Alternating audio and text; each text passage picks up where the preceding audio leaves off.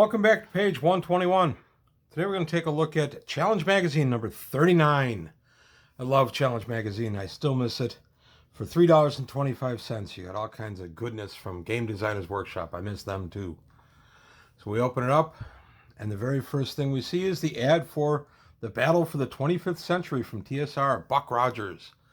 This is part of their big Buck Rogers push in the later 80s. Space 1889. Adversaries, gaming in 3 dimensions. So you can pick up some different things from GDW for Space 1889. Challenge, table of contents. Twilight 2000, Space 1889. Mega Traveler, I remember reading this adventure. 2300, Battletech, yes. The Waco Rangers, or Wacko Rangers, depending on how you want to say it. And then editorial from Lauren Wiseman from the management. And here we are, Twilight 2000, Rifle River, the very first adventure. Twilight 2000 almost always led the magazine, at least around this era. Continuing through Twilight 2000. I played a little Twilight 2000 back in the day. Another GM ran it.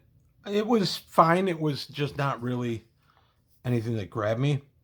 And that could have been a product of the GM that ran it, too. The GM that ran it was a little rigid. Wouldn't let us really do much anything off of his map. So, long article, or long adventure. Continuing on. Holy cats. Then we get an ad for Battlescape, a revolution of game board design. No assembly required. GeoHex. GeoHex were pretty cool back in the day when you couldn't even, it was hard to get any kind of graph layout, any kind of hex layout. You'd got some stuff for Battletech, but that was about it in the late 80s. GeoHex gave you hills and everything else. This stuff goes for a king's ransom now on any third-party seller. Twilight 2000 personalities, NPC descriptions. Gotta like them. Armored Assault for Space Master. And this was an element of Space Master. I have it. I haven't looked at it in a long time. I'll get around to Space Master one of these days. That's going to take a lot of reading, a lot of research, and that's not something I've had time for lately. So I'll get around to it one of these days. And then Space 89, Ethership Etiquette. A guide to interplanetary ethership etiquette, or getting there is half the fun. So how to comport yourself aboard a ship in Space 1889. And here's a nice house ad for Space 1889. And some more continuing on are how to behave. Steerage passenger list, first class passenger list. I never played Space 1889. I know there were a lot of people that liked it. It just never spoke to me. Still not sure what the Ides of March means to you. Is your favorite team trying to hold on to last place with a vengeance? Tired of hearing that nachos and soft drinks don't constitute a balanced diet? Here's your chance to cut loose. Space Combat, a game of pure tactical combat out of San Jose, California, from Twin Engine Gaming. Not familiar with that one. Hinterworlds. I remember this article, or this adventure, copyright 1989. They're Hinterworlds, the edge of the Imperium and the adjacent to the old expanses. I really enjoyed this. It's a great overview of the whole thing. It's really, there's some adventure activities. It's not an adventure per se. It's just a great look at the Hinterworld sector. And here we have the subsectors. Stuff like this was absolute gold in the late 80s because we didn't have a ton of it yet. And there was no traveler map for us to just kind of drop into and kill an afternoon. By the way, you ever want to kill a good afternoon?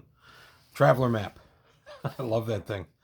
And yeah, here we get each of the subsectors. I remember using the heck out of this back in the day. I ran a few adventures around this area near the old expanses. And I remember just dog-earing this. I'm going to keep showing each of the sectors.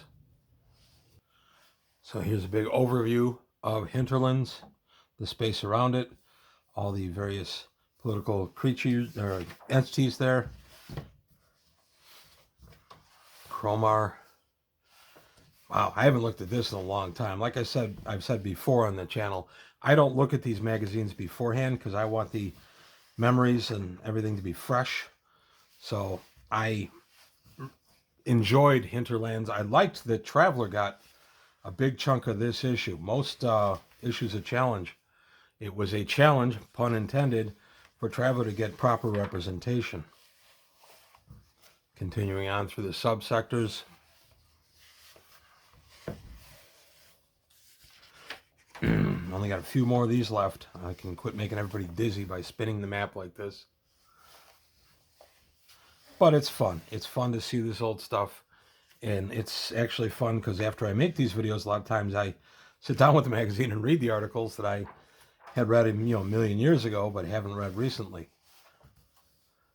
I still go through my challenges once in a while. I've actually been avoiding doing it since I started doing Challenge Magazine on the channel because I want this to be kind of spontaneous. So I do it after I take a look at the issue. I go back and I reread. So there's the back half of the Hinterworlds. So this was actually designed that you could have pulled this out of the center section of the book and had it as its own little supplement. I obviously didn't do that, but it's pretty sweet that it was set up that way. Traveler News Service, what's going on with the rebellion? We're in day 258 of the year 1118. So it gives us the update of who's doing what, where they're doing it, how the war is going. And now we get a look at the American Marines for 2300 AD, formerly known as Traveler 2300. I was always happy when they pulled out the Traveler part of it, because it really wasn't anything to do with Traveler. It was a different universe, different game system. They just threw the name Traveler on it, I think, to sell units. But there you go. Some weapons for 2300 AD. Air Power, a new source of material for use with GDW's Air Superiority and Airstrike. From Air Power Publications, LaGrange, Georgia. We have a challenge for you 6 times a year. There you go. Back issues for challenge, $3.25 each. I love challenge. I'm so glad I bought so many of these. The French Lieutenant's Connection, mixing up a couple of old movies there. An entry-level 2300 AD mini-adventure, Marcus L. Rowland. Space Gamer, Fantasy Gamer. It's a new issue featuring Space 1889. With a new publisher and staff. For February of 89. So 35 years ago. Continuing on, Fantasy Roleplay by Mail. This is Heroic Fantasy from Flying Buffalo Incorporated in Scottsdale, Arizona. And then we have the challenge feedback results. I used to like these. They would give, you could fill out a little card and get your opinions and everything, and it would tell you how everything rated, how people enjoyed this article or that article. And they were pretty responsive to it, especially back in the day before social media. It was a cool idea. Beware of Wrecked Enterprises. Mega Traveler supplements include Black Friday, Under Ankru, Psionics Handbook, Spica Sector. This is software from the Mega Companion series. Wrecked Enterprises in New York, New York. Never had any of that. The Next Empire from Cyborg Games. The only game that sends you fabulously detailed maps like this one. Completely computer moderated. It looks like it was a play-by-mail. Yep, print play-by-mail printouts like this every turn. From Cyborg Games, Milwaukee, Wisconsin. Sky Eyes, a Battletech scenario by Dale Kemper. I used to like Battletech scenarios. I was just getting into Battletech. It would be a little after this issue was published. I got into Battletech just before my oldest son was born. So I got into it right around 90, right around the time of the clans. So I had plenty of stuff pre-clan in my my Battletech collection. But I'm gonna say something terrible now. I prefer the clans in Battletech. I found it much more interesting with the clans and with the higher tech. So I'm going to get a lot of comments on that probably.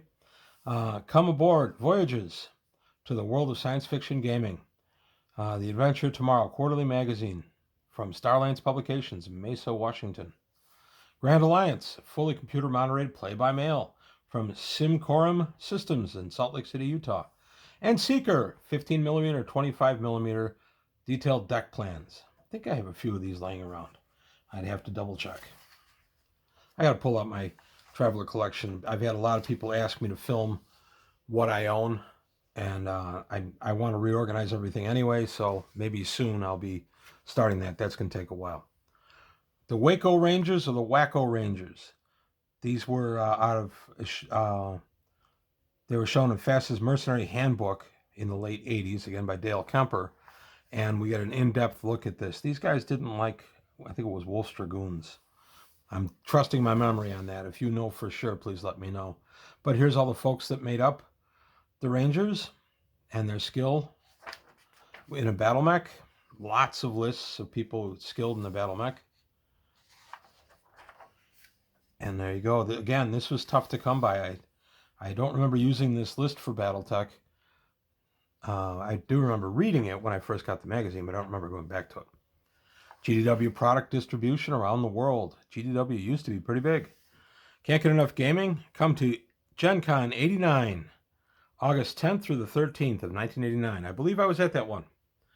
I went in 87, I think 88 and 89, and then again in the 90s. I went to 84 also. I might have gone to 86. I've been to several Gen Cons, just not in a long, long time.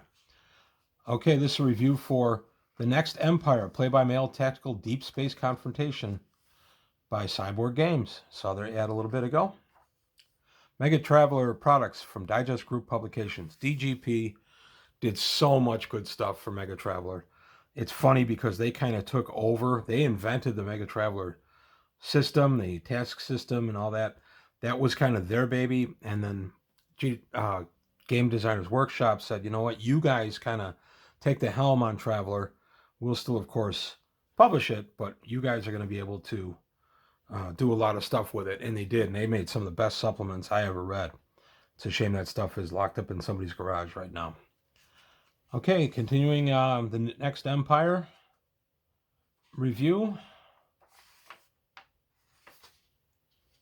And 2 pages stuck together. Continuing the reviews. Space Time. Don't know that one. And then a note, if you want products reviewed, you can, are interested in writing review, drop a line at GDW. And Challenge Classifieds. I used to go through these all the time to see if there are any players in the area that wanted to play Traveler.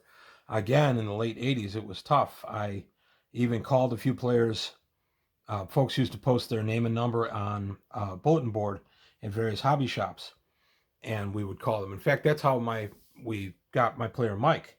We got his name and number off a board in the late 80s for D&D, and Mike's been playing with us since. So it does pay off. I played with a couple of groups, though, that I never went back to for various reasons. But now we get a look at Battletech 20-year update and Heir of the Dragon, kind of the War of 3039.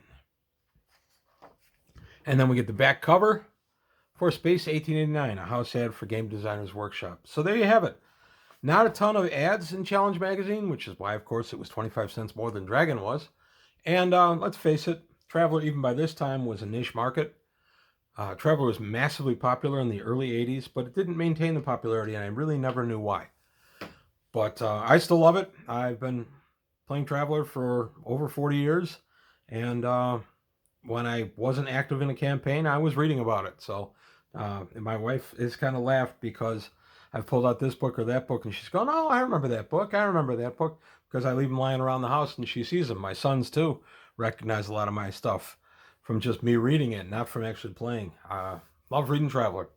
But that's all I've got to say today on page 121. That's it for challenge number 39, approximately 35 years ago.